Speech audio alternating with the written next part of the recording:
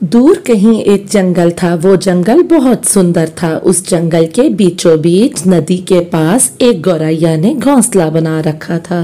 उसने उस घोंसले में अंडे भी दे रखे थे। वो बहुत खुश थी कि अब मेरे बच्चे निकलने ही वाले हैं।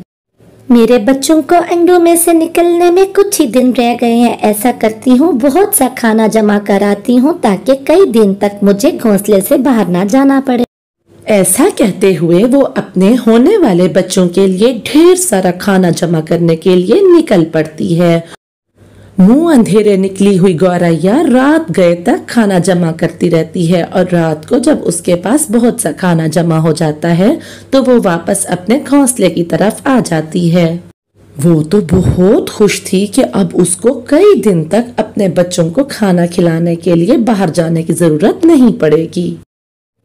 बस मेरे बच्चों, अब तुम लोग जल्दी से अंडों में से बाहर आ जाओ। हमारे पास ढेर सारा खाना भी जमा हो गया है और हम खुशी खुशी यहाँ रहेंगे और खाना भी खाएंगे।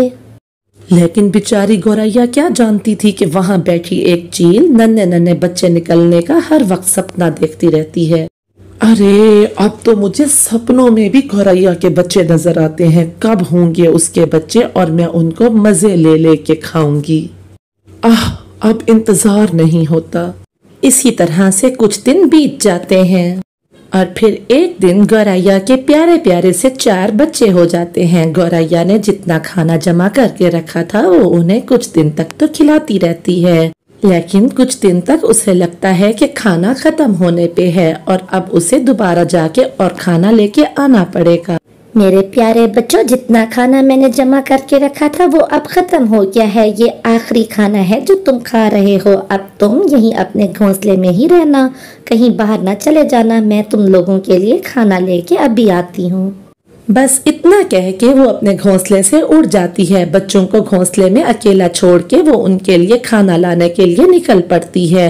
चील जो कई दिनों से नजर जमा के बैठा हुआ था उसको तो मौका मिल जाता है। तुरंत से उड़ता हुआ वो बच्चों के पास आ जाता है। अरे वाह, आखिर वो दिन आ ही गया जब नन्हे नन्हे बच्चे मजे ले ले के खाऊंगा। बस फिर क्या था, वो तो बच्चों में से किसी बच्चे को भी नहीं छोड़ता और सारे ही बच्चों को खा लेता है। यहाँ टूनी गौरैया खाना जमा करने में लगी हुई थी। वो ढेर सारा खाना जमा करती है और फिर वो कहती है, एक ही बार में ज्यादा वक्त लगा के मैंने ढेर सारा खाना जमा कर लिया। अब फिर कई दिन अच्छे गुजर जाएंगे। ऐसा कह के वो घोंसले की तरफ खाना उठा के लौट आती है। जैसे ही वो अपने घोंसले की तरफ आती है उसकी तो आंखें खुल जाती हैं। उसका कोई भी बच्चा वहाँ नहीं था। बच्चों, तुम कहाँ गए? मेरे प्यारे बच्चों, तुम किधर हो? ए ऊपर वाले, ये क्या हो गया मेरे बच्चों के साथ? मैं अपने बच्चों को किधर ढूंढूं? मुझे कुछ समझ नहीं आ रही। मेरे बच्चों के साथ क्या हुआ?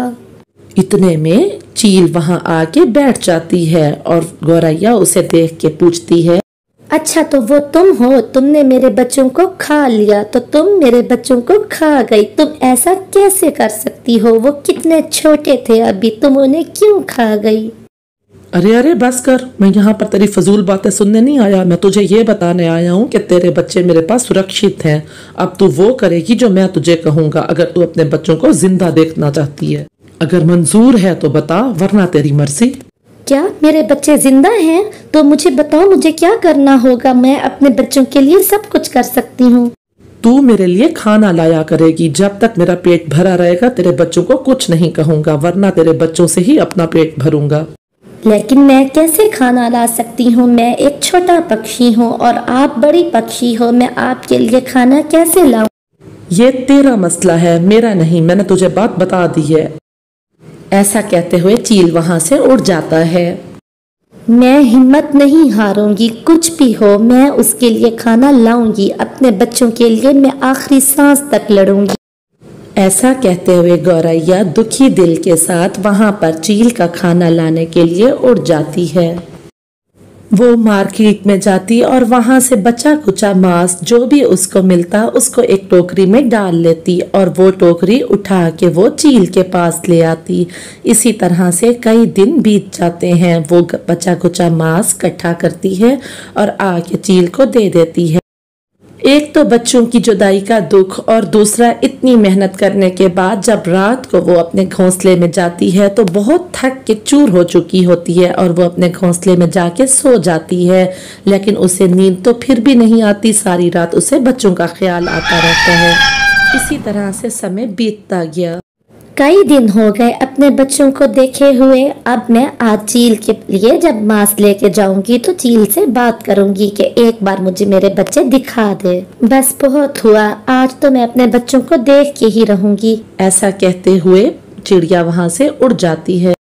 वो सीधा वहाँ से जाती है चील के लिए खाना लाने। चील के लिए खाना ले आने के बाद वो चील के पास आकर बैठ जाती है। ठीक है, तूने मुझे दे दिया ना खाना, अब तू जा यहाँ से। बैठी क्या है, देख क्या रही है मेरी तरफ, जा यहाँ से। कई दिन बीत गए हैं, आपके लिए खाना इकट्ठा करके ला रही हूँ। आज मुझे मेरे बच्चों को एक बार दिखा तो दें। क्या बोली तू? तुझे किसने जुर्रत दी? तुझे किसने बोला कि तू इस तरह से कह मुझसे? तेरे बच्चे जिंदा हैं, यही काफी नहीं है? मैंने ऐसी तो कोई बात नहीं की, मैं सिर्फ एक बार अपने बच्चों को देखना चाहती हूँ। आप मुझे एक बार मेरे बच्चों को दिखा दें। नहीं, बिल्कुल नहीं। जैसा चल रहा है वैसे ही चलने दे वैसा ही, वरना तेरे बच्चों को खा जाऊंगा। अपने बच्चों को जिंदा नहीं देखना चाहती तू? गौरैया बेचारी निराश होकर वहाँ से उड़ती हुई वापस अपने घोंसले में आ जाती है। वो नदी के पास जाके बैठ जाती है और रोने लगती है। कितने दिन हो गए मेरे बच्चों को देखे हुए, पता नहीं मैं इस जीवन में अपने बच्चों को देख भी पाऊंगी या नहीं देख पाऊंगी। ए ऊपर वाले, मुझे बता मैं क्या करूं, इस दुख का क्या इलाज है। वहीं एक सारस भी आ जाता है। चिड़िया को मायूस देख के वो उसके पास आ जाता है। अरे चिड़िया, तुम बहुत दुखी हो और रो रही हो, बताओ तुम्हारे साथ क्या हुआ है? मेरा ऐसा दुख है जिसका इलाज किसी के पास भी नहीं। मैं ऐसी मुसीबत में हूँ जिसमें से मुझे कोई नहीं निकाल सकता। दुख बताने से दुख हल्का होता है, तुम मुझे बताओ तो सही। दुखी गौरैया सारी बात सारस को बता देती है। अरे बेवकूफ, वो तुम्हारे बच्चों को कब का खा चुका है। उसने मुझे भी ऐसे ही बेवकूफ बनाया था। कितने दिन मैं भी उसको खाना देता रहा था, वो जालिम मेरे बच्चों को भी खा गया था। तुम्हारी बातों से साफ जाहिर हो रहा है कि वो अभी भी नहीं सुधरा। मेरे पास एक उपाय है उसको सजा दिलाने का। क्या वो जालिम मेरे बच्चों को खा गया और मुझसे काम भी करवा रहा है? क्या उपाय है तुम्हारे पास, मुझे बताओ। मैं उससे बदला लेने के लिए सब कुछ करने को तैयार हूँ। कितना दर्द हुआ होगा मेरे बच्चों को। ऊपर वाले, मेरे साथ तूने ऐसा क्यों किया? मुझे बताओ कि मुझे क्या करना होगा। मैं एक किंग कोबरा को जानता हूँ, उसके पास जाना खतरे से खाली नहीं है, लेकिन हमारे पास और कोई उपाय नहीं। हमें उससे मदद मांगनी होगी। अपने बच्चों के लिए मैं हर इंतकाम लेने को तैयार हूँ। चलो मेरे साथ, मैं हर खतरे से खेलूंगी।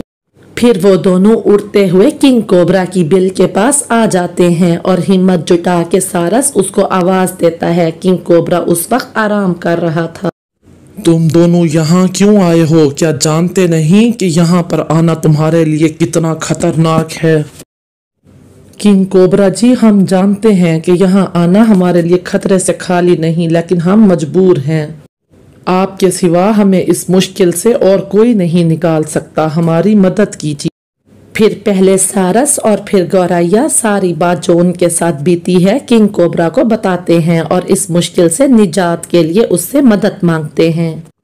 हमारे रहते उस चील की इतनी हिम्मत कि वो मासूम पक्षियों को इस तरह परेशान कर रहा है। किसी भी तरह करके तुम उसको मेरे पास ले आओ।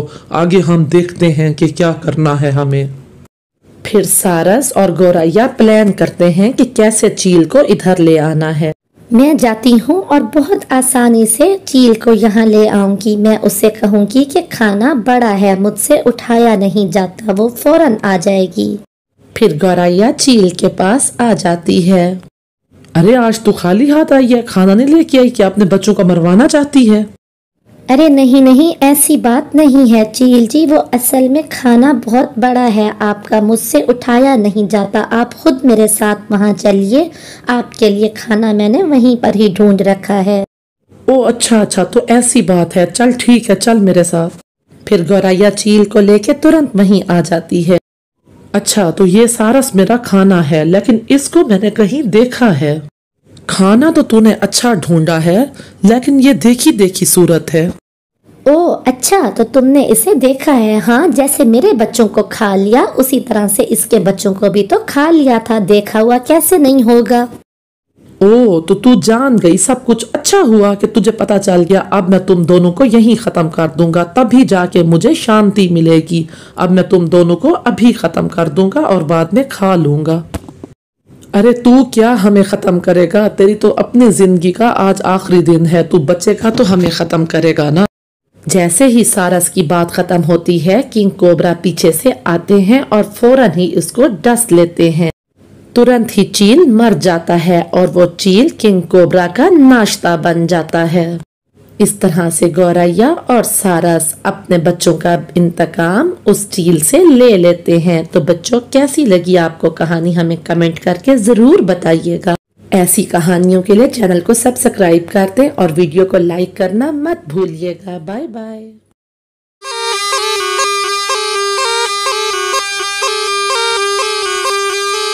दूर किसी जंगल में सभी पक्षी बहुत ही खुश थे, क्योंकि वहाँ एक बहुत बड़ा अंगूरों का बाग हुआ करता था। सभी पक्षी भोजन के लिए बिल्कुल बेफिक्र थे। वो अंगूर खाया करते जो बहुत मीठे थे। अरे वाह, कितने रसीले अंगूर लगे हैं। ऐसा करती हूँ, कुछ खा लेती हूँ और कुछ घर ले जाती हूँ। सभी पक्षी बहुत बेचिंतित और बहुत ही ज्यादा खुश थे। सहेलियां बालियां इकट्ठी होकर खूब बातें किया करती। सहेलियों, आज मेरे घर में पकौड़ों की दावत है, शाम को आ जाना। मैं चाय और पकौड़े बना रही हूँ आज। अरे वाह, पकोड़े पकोड़े तो मुझे बहुत पसंद हैं। गोरी, तुम जल्दी से पकोड़े बना लेना, मैं तो शाम को फौरन ही आ जाऊंगी। अरे वाह गौरी वाह, तुमने तो दिल खुश कर दिया। इतना अच्छा मौसम और साथ में पकौड़े, वाह। लेकिन वो कहाँ जानते थे कि उनकी खुशियों को तो किसी की नजर लग चुकी है। उसी अंगूरों के बाग में एक बड़े से सांप का बसेरा हो जाता है। सांप ने तो उस पूरे जंगल पे कहर बरसा दिया था और वो सभी पक्षियों के अंडे चुरा के ले जाता और जो चोरी ना करने देता तो उसे छीन के ले जाता। कालू कवे, ये अंडा मेरे हवाले कर दो, वरना ये तुम्हारा बेटा राजू कवा ये आज नहीं बचेगा। मैं इसको खत्म कर दूंगा, वरना चुपचाप अंडा दे दो। बाबा बाबा बचा लो मुझे, बाबा बचा लो मुझे, सांप से बहुत डर लगता है। बाबा ये मुझे काट लेगा, बाबा ये मुझे खा जाएगा, मुझे बचा लो मेरे बाबा, मुझे बचा लो। अरे अरे राजू कवा, मेरे बेटे फिक्र ना करो। सांप सांप तुम ऐसा ना करो, सांप छोड़ दो मेरे बेटे को, मेरे बेटे को जाने दो, तुम ऐसा ना करो। मैं तुम्हें बता चुका हूँ कालू कवे, अगर तुम अपने बेटे की सलामती चाहते हो तो इस अंडे को मेरे हवाले कर दो, वरना तुम्हारे बच्चे की जान यहीं खत्म हो जाएगी। अरे नहीं नहीं, ऐसा मत करो सांप जी, ऐसा मत करो। गोरी गोरी, जल्दी से ये वाला अंडा इसको दे दो, वरना हमारे राजू की जान खतरे में है। बस फिर क्या था, सांप वहां से अंडा लेके चला जाता है और गोरी कवि और कालू कवा उसका मुंह देखते रहते हैं। कालू जी, ये क्या किया आपने? आपने ये मेरे साथ बिल्कुल भी अच्छा नहीं किया। मेरा अंडा आपने उस सांप को दे दिया। आप ऐसा कैसे कर सकते हैं अपने होने वाले बच्चे के साथ? देखा नहीं था तुमने गोरी कवि, किस तरह से वो हमारे राजू कवे को दबोच के खड़ा हुआ था। अगर हमारा राजू कवा चला जाता तो क्या हम खुद को माफ कर सकते थे? ऐसा नहीं हो सकता था। जो बच्चा अभी आया नहीं, उसके लिए हम जो बच्चा हमारा है उसको कुर्बान नहीं कर सकते थे। सांप का कहर तो बढ़ता ही चला जा रहा था। वो रोज किसी न किसी पक्षी के अंडे जाके चुरा लिया करता और खा लिया करता था। अरे वाह, ताजा ताजा चिड़िया का अंडा, ये तो खा के मजा ही आ जाएगा। ऐसा कहते हुए वो उस अंडे को खा लेता है और वहां से चला जाता है। चिड़िया और चिड़ा वो भी वहां उतनी देर में वापस आ जाते हैं। जब वो आके अपने घोंसले को खाली देखते हैं तो बैठ के बहुत रोते हैं। अंडा, हमारा अंडा कहाँ चला गया? लगता है ये उसी सांप का काम होगा जिसके बारे में हर कोई बात कर रहा है। सभी पक्षी एक जगह पे इकट्ठे होते हैं। अब तो सभी बहुत परेशान हो गए थे उस सांप से। ऐसा कब तक चलेगा? हमें कुछ तो सोचना ही होगा ना। हाँ गौरी बहन, तुम ठीक कहती हो। हम सबको मिलके कोई ना कोई उपाय तो निकालना ही होगा। ऐसा कब तक चलेगा? अब हमारे पास एक ही उपाय है इस सांप से अपने अंडों को बचाने का, कि हम अपने दरवाजे बंद रखें और कोई भी दरवाजा ना खोल के रखें। सबको उपाय पसंद आता है, फिर सभी पक्षी अपने अपने दरवाजे बंद रखते हैं। सांप जिसके भी घर जाता है तो दरवाजा बंद देख के बहुत गुस्से में आता है। अच्छा, तो ये पक्षी अब मुझसे इस तरह से बचेंगे, दरवाजा नहीं खोलते। मैं भी देखता हूँ कब तक बचते हैं ये मुझसे। फिर वो छोटे पक्षी की आवाज निकालता है, दरवाजा खोलो आंटी या अंकल, जो भी आप घर में हो, दरवाजा खोलो, मेरे पीछे एक चील लगी है, खोलो, वो मुझे खा जाएगी। अरे लगता है कोई छोटा पक्षी आया है, बेचारे की जान खतरे में है, चील उसका पीछा कर रही है। ऐसा करती हूँ, जल्दी से दरवाजा खोल के उसे अंदर ले लेती हूँ। जैसे ही रंगीली तोती दरवाजा खोलती है, सांप घर के अंदर आ जाता है। कब तक बचोगे मुझसे तुम पक्षी, देखा कैसे उल्लू बनाया मैंने तुम्हें। अब ये दोनों अंडे सीधा मेरे पेट में जाएंगे। फिर सांप एक एक करके दोनों अंडों को ही निगल लेता है और वहां से चला जाता है। खा गया, वो जालिम मेरे दोनों अंडे खा गया। ऊपर वाले, मैं क्या करूं, मैं कहाँ जाऊं। अब तो सभी पक्षी बहुत परेशान हो गए थे उस सांप से। चिड़िया रात को उस घर में बैठी होती है कि उसे एक उपाय आता है। हाँ, ऐसा ठीक रहेगा जैसा मैंने सोचा है, यही तरीका है उस सांप से जान छुड़ाने के लिए। ऐसा करती हूँ, मैं कालू कौवा और गोरी कवि के पास जाती हूँ, उससे जाके अपना ये आइडिया बताती हूँ। इस तरीके से हम सांप से जान भी छुड़ा लेंगे और हमारे जंगल में फिर से खुशहाली आ जाएगी। वो सांप ज्यादातर अंगूरों के बाग में रहता है। ऐसा करती हूँ कि वहीं पर ही जाके ये काम हम करेंगे। कालू के पास जाती हूँ।